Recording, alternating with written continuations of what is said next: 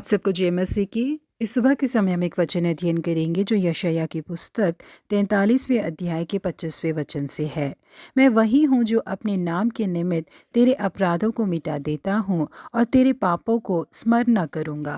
New York शहर में एक नौजवान कर्ज लेने के लिए बैंक पहुंचा। कर्जे के लिए उसे जिन कागजात को भरना था उन सारे कागजात को भरने के बाद एक लंबी कतार में खड़ा इंतजार कर रहा था और जैसे ही उसकी बारी आई तो उसके हाथों में जो कागजात मौजूद थे उन कागजातों को बैंक के कर्मचारी के हाथों में उसने सौंपा। उन कागजात को उस नौजवान से लेने वाले कर्मचारी ने उस नौजवान को और थोड़ी देर इंतजार करने के लिए कहा। उसके साथ ही वो अपनी सीट से उठ उठकर बार बार मैनेजर के कैबिन में जा रहा था और सारे कागजात की दोबारा जांच पड़ताल कर रहा था। वो लड़का काफी ज्यादा उलझन में पड़ा था कि जो रकम उसने मांगी है उसे देने में बैंक को इतनी ज्यादा समय क्यों लग रहा है। बाद में उस लड़के ने जितना कर्ज मांगा था उतना कर्ज उसे दे दिया गया था। लड़का जैसे ही उस रकम को वहां से हासिल करके जाने के लिए पीछे मुड़ा तो उसके चेहरे पर बहुत सारी फ्लैश लाइटें जलने लगी। बैंक में जितने भी कर्मचारी मौजूद थे वो सारे दौड़कर आकर उस लड़के के चारों ओर खड़े हो गए। जितने लोग बैंक में आए हुए थे वो उस लड़के को बहुत ही घूर कर देखने लगे, ये सोचकर कि न जाने इस लड़के ने क्या गलती कर दी है। लड़के के पास जो भी कागजात मौजूद थे उन सारे कागजों को उन लोगों ने वापस उससे ले लिया और उससे कहा कि आपको इस कर्ज को वापस लौटाने की जरूरत नहीं है,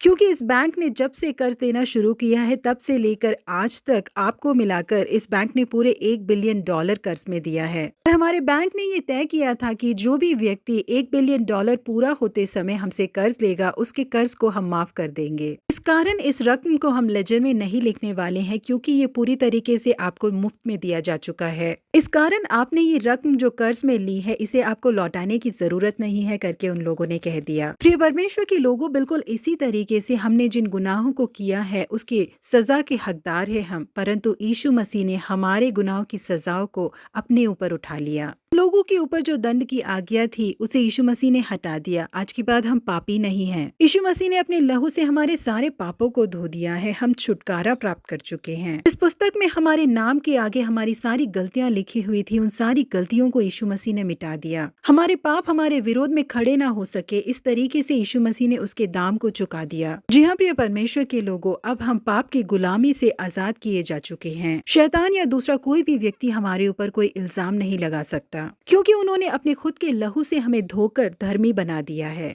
एक बार यीशु मसीह एक लकवे के रोगी से मिले।